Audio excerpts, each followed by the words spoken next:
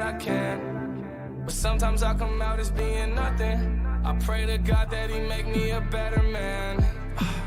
Maybe one day I'ma stand for something. Feels good to be back. Tell me ain't nobody better than me. I think that there's better than me. Hope you see the better in me. Always end up better in me. I don't wanna ruin this one. This type of love don't always come and go. They are raring to go, and so are we. This type of love don't always come and go. Welcome everybody to the college football season.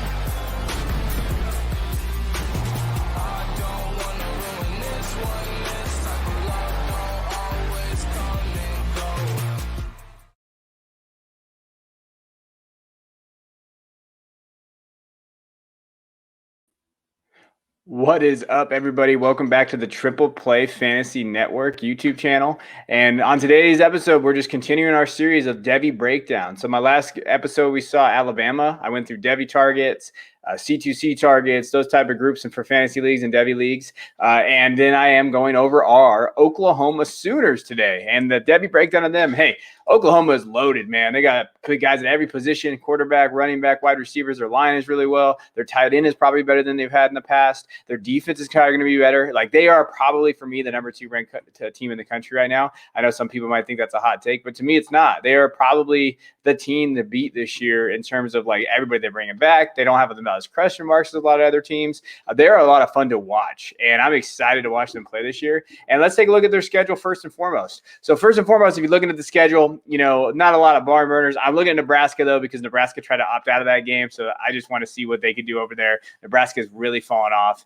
West Virginia, sneaky play. Letty Brown's there. Those other guys are there. I think that could be a sneaky game. You got to be careful for that. Texas, obviously, you know, they're gonna be coming out and ready to go in that game. TCU might have one of the best offenses in the conference, in my opinion, if Max Duggan can figure it out. So, you know, when you look at the schedule, Iowa State's going to be there, but I can't bet on Brock Purdy. No one can. The schedule is not as easy as you would think in the Big 12. Like, they're going to have to come ready to go and play. I think they will, though. I think going undefeated is going to be easy. I think they have to go undefeated because of the SEC kind of, I don't know how you say bias. They have the best conference, but, you know, if Oklahoma wants to go to the playoff, they're going to have to go undefeated to go to the Big 12 championship and win it. And so I think they know that pressure coming in. Now, I think they have the team to do it. Lincoln Riley has built a dominant program there after Stoops. He's done a great job recruiting, bringing in transfers, and a transfer we're going to talk about today. So, and recruiting we're going to talk about today. We talk about it all on this episode, on this series. So I appreciate the hit that like button because, hey, you know, this takes a lot of time and effort to get you guys this information, but I love doing it. Don't get me wrong. So let's start with the depth chart breakdown. So what first we're going to go over is quarterbacks. So first and foremost, you got Spencer Rattler, ADP 1.89. He's going QB1. It is phenomenal to see him switch into this mode. Like, you basically are going to go Rattler, DJU, Sam Howell, or Bryce Young.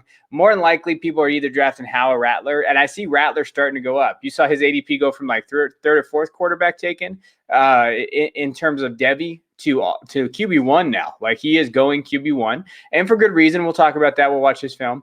After that is Caleb Williams, a young freshman, you know, quarterback, obviously true freshman coming in there. I think his ADP is a little high for me. You know, he's going at 37.42, but QB8. So guys that I might want to take a little bit of a better shot on: Matt Corral, even JT Daniels, Carson Strong. Like, I understand drafting Caleb because of the talent where he came from, but freshman quarterbacks are such misses in this industry, and especially in Devy. Like, you got to be very careful with where you draft him. I think QB8 is a little high. I understand he's going to QBU in Oklahoma, what Lincoln Riley can do, but that's a little bit too high for me. I'm a little bit nervous about that, especially in C2C if you're wasting a draft pick like that. Remember, ADP, find it Campus to Canton. Great guys over there, great network. Definitely hit them up if you have any Campus to Canton questions. Now, let's talk about Spencer Rattler. 6'1", 205, his 2020 stats last year. Now, to be fair to everybody out there and to everything, you know, in terms of, I don't like to always say, like, hey, positive. He had a very slow start last year. So Spencer Rattler came in last year, threw a little bit of interceptions, kind of got benched, kind of didn't get benched, depending on who you ask in terms of the coach and all that. But when you look at kind of what he looked like at the beginning of the year compared to what he looked at the end of the year, it was night and day. Like, the beginning of the year, you saw him. He did very well against Montana State. Then they had 2 losses, Kansas State and Iowa State. And it wasn't like he played bad. He had 4 interceptions in those 2 games. And then he cleared it up. And he only had 2 interceptions the last, I think, half of the season. He looked fantastic against Iowa State in the Big 12 championship. And in Florida, he looked amazing in the Goodyear Cotton Bowl. So he had a better season as it progressed, which you see from young quarterbacks. Remember that last year was his first year after essentially redshirting.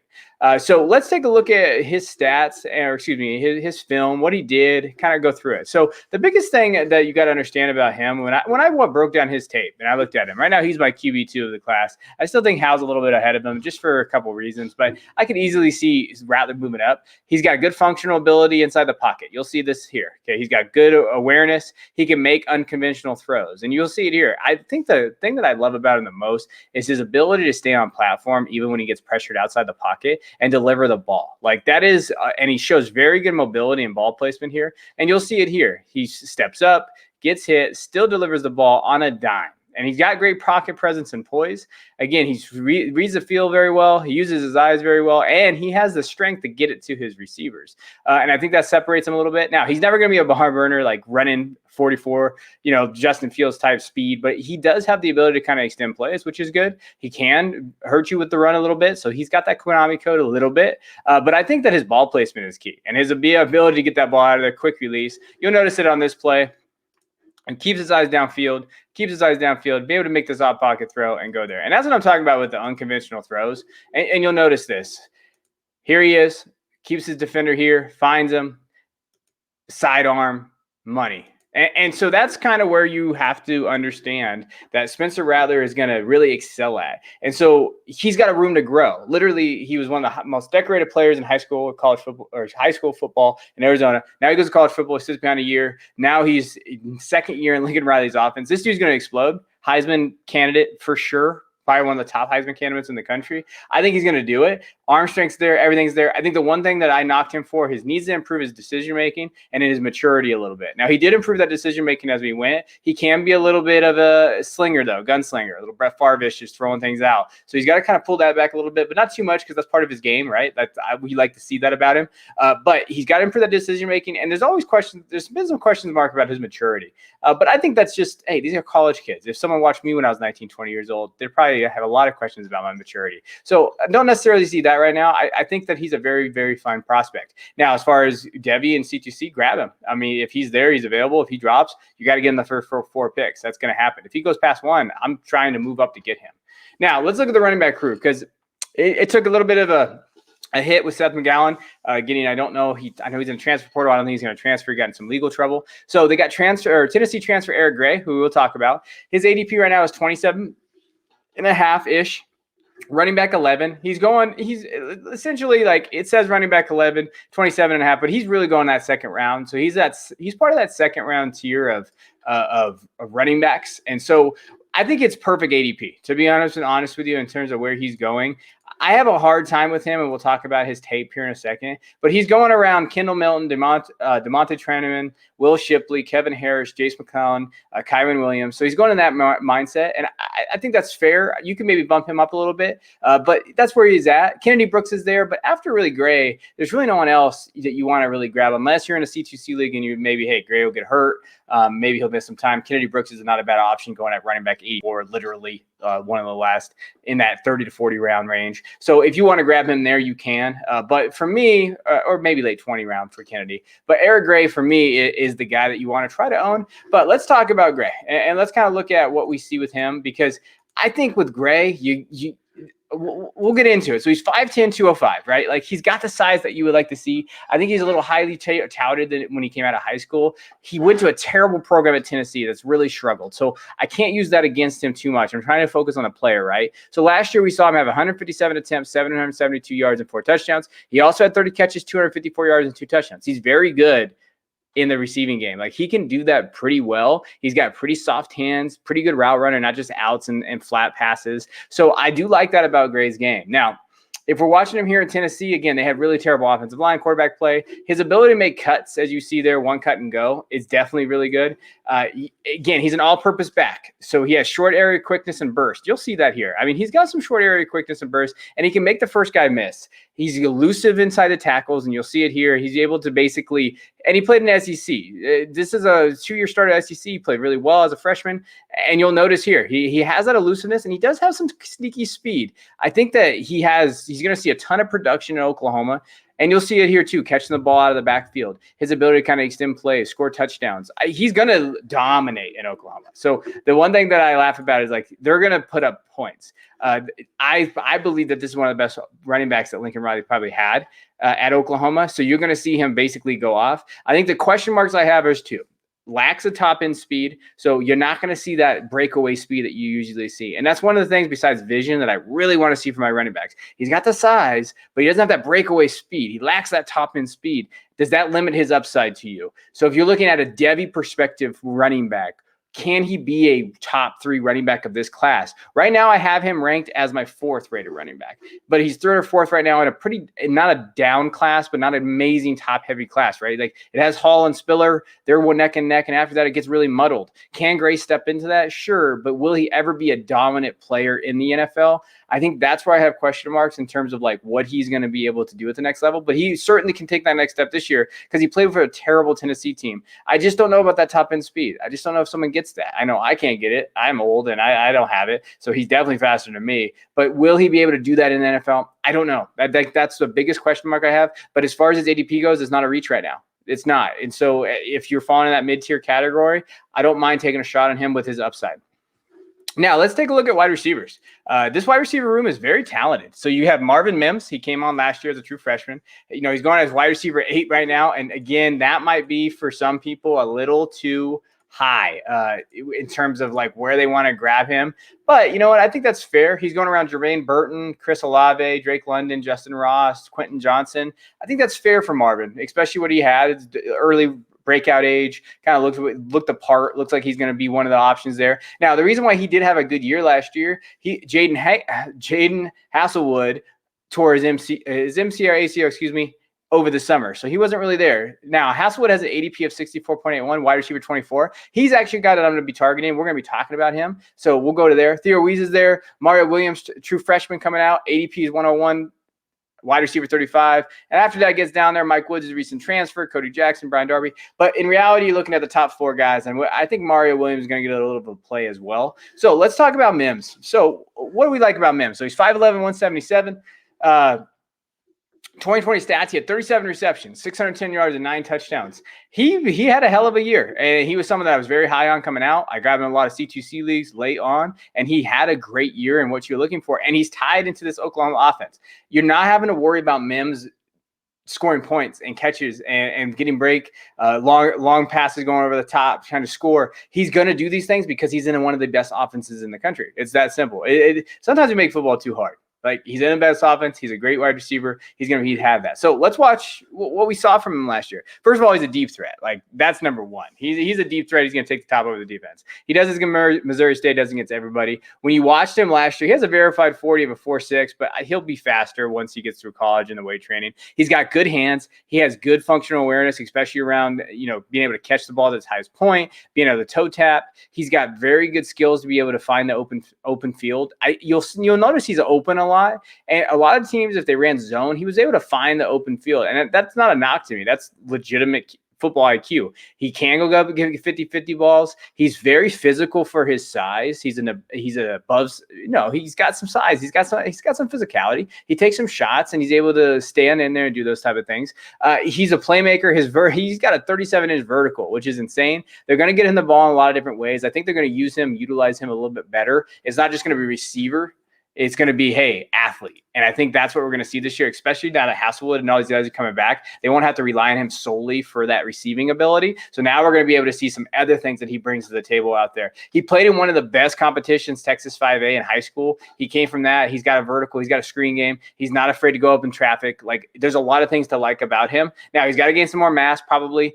He's productive. He's going to be reliable. So when we look at it as a Devy asset, he's about as reliable as they come. Like he's going to be a starter. He's going to have that. Now, will he be a first-round pick? I don't think so. We'll see how that development goes. We'll see. But in terms of what you're getting from him in the college level, I think he can be a second, third-round draft capital and a plug-and-play guy on your roster. So not a bad for where he's going. He might be going a little bit too high for that. We're thinking wide receiver 8, maybe we want a first-round guy. I don't necessarily think he's going to be a first-round guy, but he has ability, right? So that's what we're talking about here. Now, a guy that I really love is Jaden Hasselwood, and he was one of the highest 5-star recruits coming out of high school 2 years ago. His career stats have taken a hit a little bit. Didn't get a ton of playing time his first year, and then he hurt his knee. So his career stats, 23 receptions, 337 yards, and a touchdown. So I don't want to say there's a lot of red flags, but there are some like, hey, this is the prove it year, right? This is like, hey, can he do this? Can he look here? And when we look at where he's going as wide receiver 24, which I actually think is a value because you're getting him, like I said, in one of the best offenses in the country.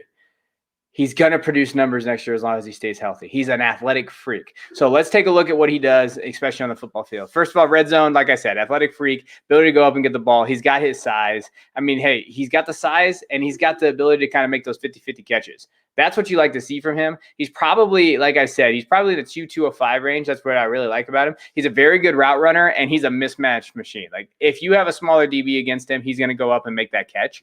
He's productive. He played both sides of the ball in high school, which I really like to see. Now, he's never going to be a burner. So when we talk about this, he has some yard after catch ability that you'll see here. But he's going to be that 50-50 guy going up in the red zone, has a quick jump ability, has a pretty good release. Now, I want to see what it looks like with the injury, but he's athletic as hell. You see him go make a catch on the outside, on the sidelines, his ability to get by the corners. Like, he's a very just solid guy. The biggest question mark for me with him is that obviously he's never going to be like a burner on the outside in terms of like, hey, can he actually extend the defense? I think he can do it to an extent, but he's never going to be like that big playability. He'll have moments where it's that, but is he going to stay healthy? 247 Sports, I believe, comps on the Keenan Allen coming out of high school. That's a hell of a comp. And he makes a lot of plays like Keenan Allen. He's very solid. He's kind of that guy that's, just underrated all the time. We're like, hey, man, Keenan Allen had 12 catches. I think he's going to get a lot of the targets. It would not shock me to see him lead the team in targets this year. That's how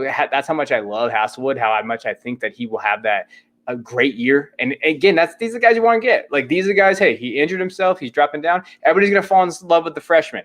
Ajay Hall, we talked about him. I'm falling in love with him too. But everybody falls in love with these freshman guys, maybe even Jordan Addison, some other guys going above him. And then you get Hasselwood and you're like, wow, he's a leading target on Oklahoma offense. That's probably going to be the best in the country. That's how you win your leagues. Don't be afraid to take a little bit of a risk. I don't think it's a huge risk with him because of how good he is and how good he was in high school. That's how we win these things. Now, tight ends, again, they don't necessarily run a tight end system. So Austin Stogner is there, and he's someone that I wrote about in my Fantasy Pros article recently about like kind of a Devy sleeper. And the reason why is because he's going as tight end 19. And we talked about tight ends on the last episode, and we kind of talked about how, like, man, are you going to reach up and grab a guy like Jaleel Billingsley, or can you wait? And I think, like, you can wait. And in terms of, like, Devy, Austin Stogner is probably going to go undrafted in a lot of leagues, depending on how deep it is. But he's not a bad option in C2C leagues. And he's not going to be a bad option in a lot of different areas in terms of Devy. Maybe think about him. Maybe a late round fire, depending on how Devy depleted you guys are. So he's 6'6", 262. His 2020 stats is 26 receptions, 422 yards, and 3 touchdowns. So you can see the production. The production was there, guys. And he was a pretty favorite target of Rattler. We're going to watch that here. But I will say the production was there because they had to have more targets for other people because they had so many injuries. And they didn't really necessarily, they had a running game, Ramondre Stevenson, the other guys there. They didn't really utilize the receivers and the running backs in the passing game as much as you'd like to see, as much as they're probably going to do this year. So maybe the targets go down a little bit for him, so the production might dip a little bit, but he's not a terrible option. And you notice the thing about him, he's big, he can block. So the thing about that I love about him, he's pretty deceptively athletic, but he can block. He's got the size, he's got the strength that you like to see. I love seeing my tight ends at that 6'6", 260. NFL is going to love this kid. They're going to love him, they're going to fall in love with him, and they're going to do that. You'll notice it here. His ability to block is big. Inline blocking, he's pretty good. He's versatile, though. He can play H-back, A-back. He gets lined up all over the cell. He's going to be able to separate himself a little bit because of his versatility. He's pretty good in traffic. When you watch him play in traffic and his ability to kind of do that, you'll see this catch here. I think this catch really kind of shows you that he's actually not that bad athletically. Watch. He's going to line up here. He runs a pretty good route. He's able to get on the outside of the hips. And then, not a great throw. They put it on the back shoulder, and he was able to turn around and make that catch. That's what I want to see from my tight end. That's legitimate. Now, he does a good release here. You'll see it. Misses the catch. Pretty tough throw there. But he has a release that you like to see. He has that versatility to get to the outside and to make those plays. He can box out defenders. He uses his body well. Now, I don't know if he's ever going to be – he's basically going to be scheme dependent to me. Like, can he be like a Hunter Long in the NFL, like they're drafted by in Miami? Yeah, I think he can be. Like, can he do that thing? Now, this is a guy that you can get later. This is just a guy to keep your mind on thinking about. I don't think you're drafting him unless you're in C2C late, but he's not a bad stab there, or if you're in a college football league. But if you're just in a Devy league, I'm not drafting him yet. Okay. But I will say, like, Jaleel Billingsley is going how many rounds higher than him, right, in terms of ADP, and Stogner actually outproduced him, right? So Billingsley was going tight end 4, like we talked about in the last episode. Stogner's going tight end 19. Value. I cannot stress value, and value is important in this kind of format. Now, as far as C2C targets go, just want to mention a couple of them.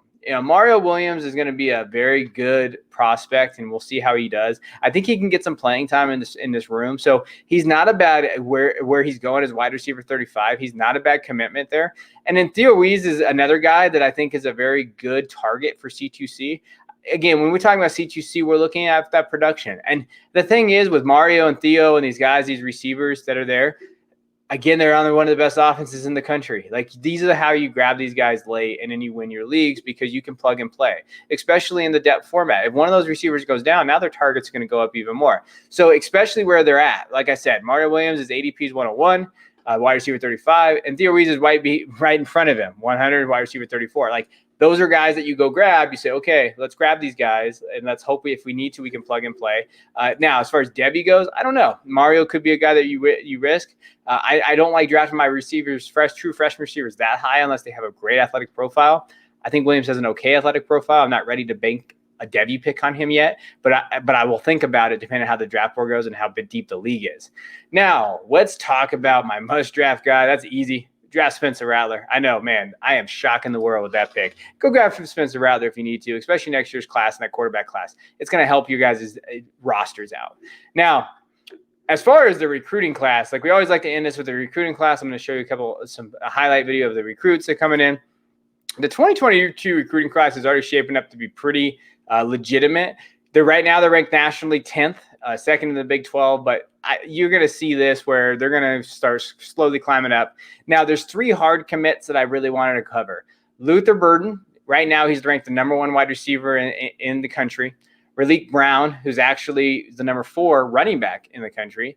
And then Tylen Shetron, he is ranked the 6th ranked wide receiver in the country. So they definitely have a lot of talent down there in Oklahoma, in Norman, and they're bringing in other guys. They even have Jason LeVon, tight end. They have some great linebackers that are coming in. But in terms of offensive personnel, they're bringing in some talent. So let's take a look at these guys' film and kind of just go over it. Now, I'll be honest, like Luther has a very good profile in terms of athleticism. So Luther's the wide receiver. He's 6'2", 194. When you're looking at his scouting, he's got a very good build. He's an athlete, and he's got yak ability. He can make plays. I think right now from his tape, what I question is, his route running, his footwork. Can he get a release off a press? I think he can, and you can see he can beat teams over the middle, but he's got to get more explosive in and out of his breaks.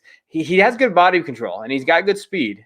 He's still raw, though. He's very raw. So the thing I wanted to just cover real quick about Luther is that he's very raw. Let's be careful when we say number 1 rated wide receiver in this class. Like, okay, well, there's still a year left. There's still a lot of guys. COVID wiped out a lot of this in terms of like scouting and recruiting games all over this stuff. So we see number 1, we think, hey, we got to get this guy. Let's temper our expectations a little bit. But he is a long strider. He's very smooth. His ability to kind of beat the top up the defense is good, but let's be patient in terms of what we think of what we want from Luther. He's probably one of the prospects I'm going to be watching the most because I want to see if he's going to develop. You saw a lot of screens, a lot of bubble passes, a lot of things going on with him. Where can he actually excel at that next level of what he's going to do? Now let's take a look at Raleek Brown. So Brown is fun to watch. He's out here in California. I might actually go take a look at him this next coming season. So he's the number 4 ranked running back. When you watch him, he's got speed. Now he's only 5'8", 185. So again, size for me is a little bit of a concern, but he's got electric top end speed. He actually has a verified 4.4 as a freshman in high school. So he's already got a 4.4 speed. He's very bursts out of cuts. He redirections well. He's a capable pass catcher. He's going to be moved around everywhere. The thing I think I love about him the most is, like, can you imagine what he's going to look like in a Lincoln Riley offense? Like, because of the amount of talent he has. So that's what I get excited about with him and his ability to kind of get out wide, versatile. Gray's probably going to be gone after this year with Seth McGowan leaving. You're looking maybe at some early playing time, but he is so much fun. Just watching his tape, you'll see him here on the highlights. And again, when you're talking about him, he's just going to be creativity. And you'll see it here. His ability to make guys miss in the open field. He's elusive, catch out of the backfield. I mean, that's just so much fun. Like, that is just insane. Sorry if you're a defender on this play and you're watching this, but that is just so much fun to watch. Now, if we take a look at Shetron Talon, with him and as a wide receiver, like I said, he's the 6th ranked wide receiver in the country right now. He's 6'3", 185. So he's massive target, massive player here. And he's a lot of fun to watch. And I think he's big frame. He's got large catch radius. And so let's take a look at his film here. He has a big playability and deep passing. Like, everything I watched when I watched his tape and it went over it is just his ability to kind of make big plays. And that's kind of what I see from him. And that's what excites me a little bit more. I'll be honest, his film actually excited me more than Luther's. And that's just because of kind of what he was able to do, his ability to catch, uses his frame well, good straight line athlete, gets on corners fast, and he has a very good first step, I feel like. I know some people think it's inconsistent, but I don't. I think it's pretty good. He also plays basketball. You can tell by his catch radius and his athletic ability to go up to the high point. So he's going to do that. I think that when you look at him, he has the physical tools that you want. Good straight line athlete. He needs to improve his route running. And that's what a lot of these guys need to do for their NCAA level. Remember, they're young still. They're still learning the position. So route running is going to be key, but he has the athletic list. And look at that route, though. Like, when I say route run, I laugh because that was phenomenal right there, what he was able to do, a little stutter step. So he's learning the position. And when we talk about learning the position, I think he's going to be an excellent receiver. And imagine him, again, they're going to be coming here with K. Williams, those type of things. I think I like this one the most. This just shows his functional athleticism and what he's able to do out there on the field and go up and get the ball. So again, when you're looking at where we want, here's Talon here. He's going to get up. Not the greatest quarterback play. Again, gets up and secures that catch. So athlete. So of those three, as we just talked about, Luther, Raleek, and Shetron here, Talon, I like Talon the most. Brown is legitimately a stud running back, a guy that was really going to set the tone for them. And then Luther is there. But like I said, there's question marks there for me. But hey, I'm just here talking to you guys. I'm definitely going to keep you updated on that, though. So I am here to help you guys in terms of like your Devy prospects for next year.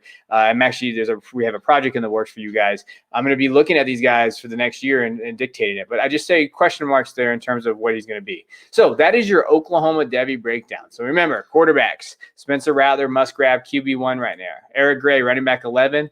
What he does this year is really going to set the tone. Can he be running back 3 in this class or 2, or is he going to drop down a little bit? Love my wide receiver room. Mims, Hasselwood, Weeze, Mario Williams, they're there. And then you got Austin Stogner here at tight end 19.